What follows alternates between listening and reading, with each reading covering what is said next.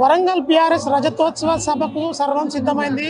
మరి కాసేపట్లో మాజీ ముఖ్యమంత్రి తెలంగాణ తొలి ముఖ్యమంత్రి కేసీఆర్ సభకు రానున్న నేపథ్యంలోనే భారీగా బీఆర్ఎస్ శ్రేణులన్నీ సభ వైపుకు తరలి వస్తున్నాయి. ప్రస్తుతం మనతో పాటు మహిళా విభాగం సోషల్ మీడియా యాక్టివిస్ట్ పావని గారు ఉన్నారు. వారితో మాట్లాడే ప్రయత్నం చేద్దాం. నమస్తే మేడం. బీఆర్ఎస్ పార్టీ రజతోత్సవ సభ ఎలా జరగబోతోంది? ప్రస్తుతం ఎంతమంది సభకు హాజరే అవకాశం? 10 లక్షల మంది అనుకున్నామండి. 10 లక్షలకు మించి అంటే దాదాపుగా 15 నుంచి 20 లక్షల మంది మధ్య జనం వస్తున్నారు.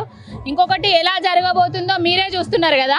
బాపు కేసీఆర్ గారి కోసము 3 రోజుల నుంచి రైతన్నలు ఎడ్ల బండ్ల సూర్యాపేట నుంచి వాళ్ళకి ఇక్కడికి చేరుకోవడం కూడా జరిగింది. సైకిల్ యాత్రలో యువకులు కూడా రావడం జరిగింది.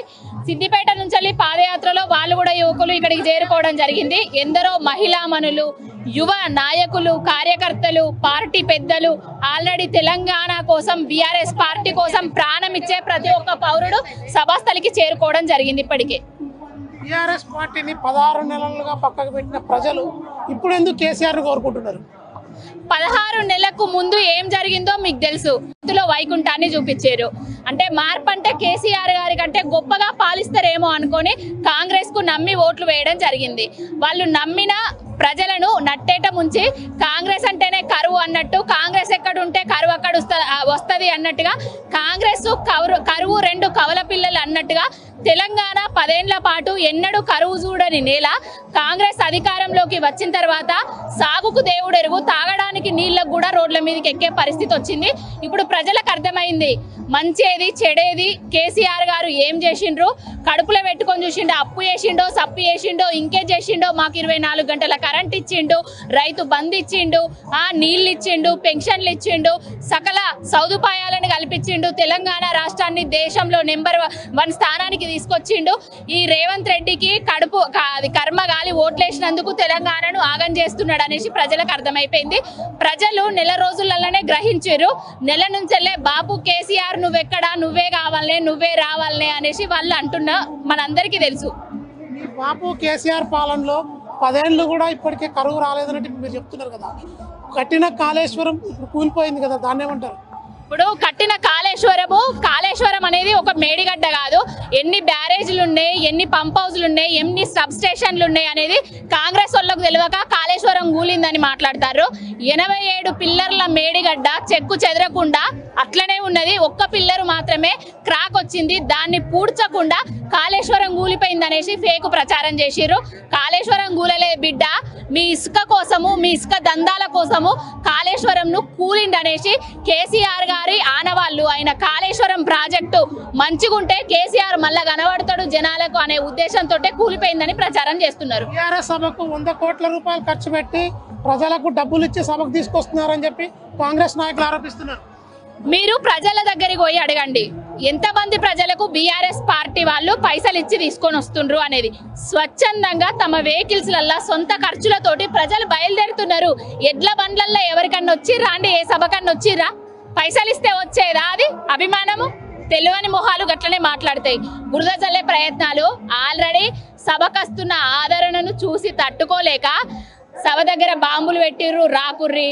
సభ ఇప్పుడు జరుగుతలేదు, పోస్ట్ పోన్ అయింది.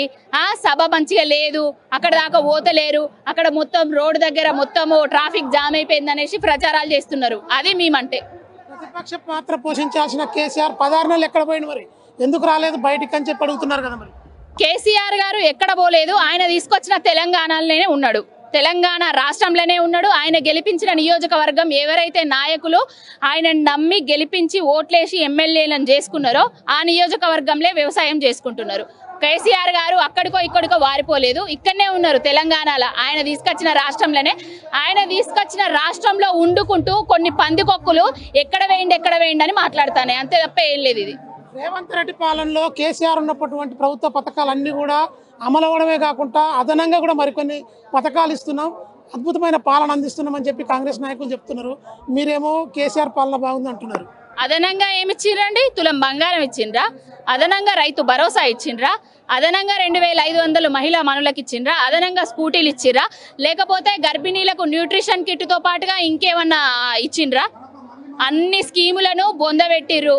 అన్ని పథకాలను నాశనం చేసిండ్రు. న్యూట్రిషన్ కిట్టు లేదు, కేసీఆర్ కిట్టు లేదు, దళిత బంధు లేదు, బీసీ బంధు లేదు, ఏ బంధు లేదు. అన్ని బంధులను బంధు పెట్టి ఓన్లీ రేవంత్ బంధు నడుస్తుంది. రేవంత్ బంధు ఏంటంటే కమిషన్ల బంధు నడుస్తుంది. ఇక్కడ రుణమాఫీ 18,000 కోట్లు చేశాము. అదేవిధంగా మహిళలందరికీ ఉచితంగా బస్సు సౌకర్యం కల్పించాము. రోజుకు లక్షల మంది మహిళలంతా కూడా బస్సులో పోతున్నారు. అయినా కూడా మమ్మల్ని కావాలని చెప్పి బదనాం చేస్తున్నారని కాంగ్రెస్ నేతలు చెప్తున్నారు. ఇప్పుడు రుణమాఫీ అనేది ఆగస్టు 15 లోపు యాదాద్రి లచ్చన్న సాక్షిగా నేను 100% చేస్తా, లేకపోతే రాజీనామా చేస్తా అన్న సన్నాసేవాడు. 1800 కోట్లే చేసినామనే సన్నాసేవాడు. వాళ్ళకు వాళ్ళే పొంతలేదు. 100% చేసిండ్రా చేయలేదా గజ్జెప్పూరి. ఫస్ట్ ఫ్రీ బస్సు మినహా ఇంకేమన్నా పథకాన్ని ఏమన్నా ఇచ్చిండ్రా వాళ్ళు ప్రజలకేమన్నా? అదొక్కసారి మీరు కూడా అడగాలి. నీళ్లు నిధులు నియామకాల పేరుతోటి బీఆర్ఎస్ పార్టీ ఉద్యమ పార్టీగా రాజకీయ పార్టీలోకి వచ్చి సెలబ్రేషన్ చేసుకుంటున్నారు. పరిపాలించిన 10 ఏళ్లలో అనుకున్న లక్ష్యాలన్నీ సాధించగలిగారా బీఆర్ఎస్ పార్టీ తరఫున? నీళ్లు నిధులు నియామకాలు మన నీళ్లు మనం తెచ్చుకున్నాం, మనం యూజ్ చేసుకున్నాం. కృష్ణా నీళ్లను ఆంధ్రోళ్ళు ఎత్తుకోపోతా అంటే కూడా కన్నులు మూసుకొని చూస్తున్నది ఇప్పుడు కాంగ్రెస్. కాళేశ్వరం నీళ్లను తెచ్చుకున్నాం, ప్రాజెక్టులను ఎండబెట్టలేదు. ప్రతి ప్రాజెక్టుకు నీళ్లను తీసుకుపోయినాం. ఆల్రెడీ వీళ్ళు వచ్చి నియామకాలు అంటారా, 150,000 ఉద్యోగాలు ఇచ్చినాము. 50,000 ఉద్యోగాలు మేమిచ్చినాయి కూడా వాళ్ళు ఇచ్చినామని చెప్పుకుంటారు ఇప్పుడు కాంగ్రెస్ వాళ్ళు. మన నిధులు మన కోసమే యూజ్ చేసుకున్నాము. మన కాంగ్రెస్ పార్టీ బలవడానికి ఢిల్లీకి పోయి కప్పం కడతలేము. అప్పుడు కప్పం కట్టలేదు. ఇప్పుడు మన నిధులను తీసుకుపోయి ఢిల్లీకి కప్పం కడుతున్నారు కాంగ్రెస్ నాయకులు. మన నీళ్లు మన నిధులు మన నియామకాలు కేసీఆర్ గారు తెలంగాణ సమాజానికి అందించిండు. రేవంత్ రెడ్డి ఢిల్లీలో మోకరిల్లుతున్నాడు.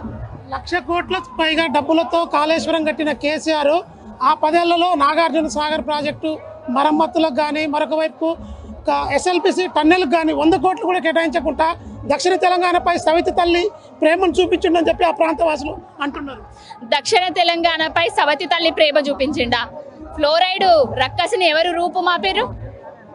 ఎంతో మంది అడ్డం పొడుగున్నోళ్ళు మస్తు మంది పాలించిండ్రు కదా దక్షిణ తెలంగాణను.